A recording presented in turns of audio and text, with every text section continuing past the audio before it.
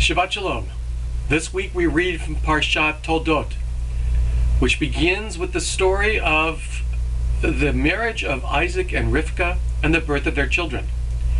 The Torah tells us that Isaac was 40 years old when he married Rivka, and for 20 years they had no children. Rivka, like her mother-in-law before her, and like her daughter-in-law after her, was barren. And Yitzchak prayed to God on behalf of his wife, and God opened up Rivka's womb, and she became pregnant. The children inside of her wrestled and struggled. And then finally they were born, and the two children could not have been more different. The one to emerge first was named Esav. He was born with hair all over his body.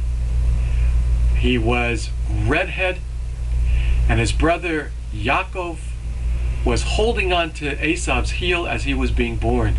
And as they grew up, Esav became an outdoorsman, loving the outdoors and a great hunter, while Yaakov was more mild-mannered.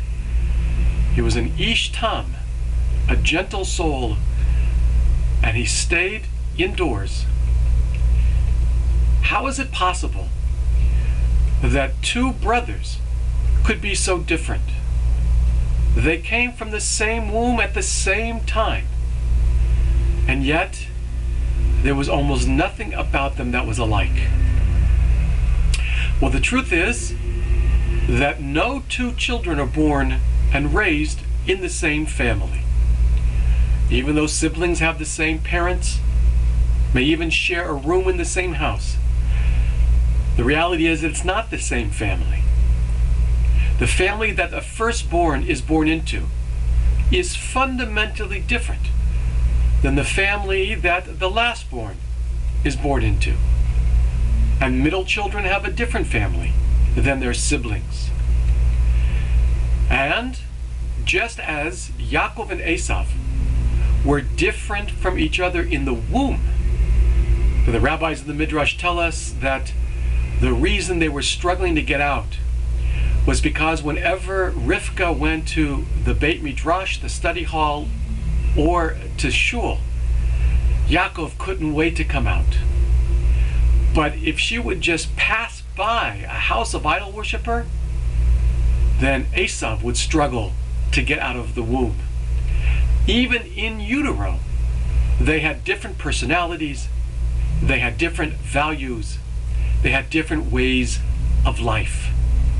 And as parents, we know that each child is different, and that we relate to each child without comparing our children to each other, but that each of our children, born and created in the image of God, is unique and distinct and unlike their siblings, and clearly unlike their parents.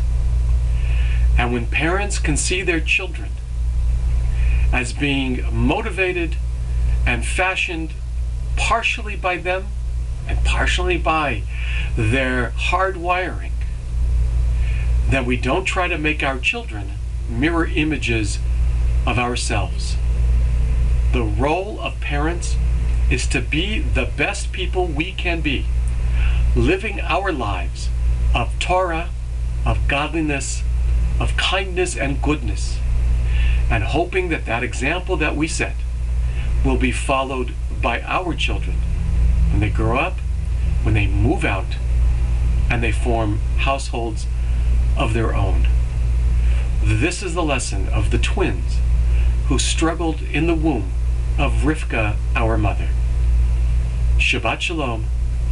May you have a Zis and Shabbos.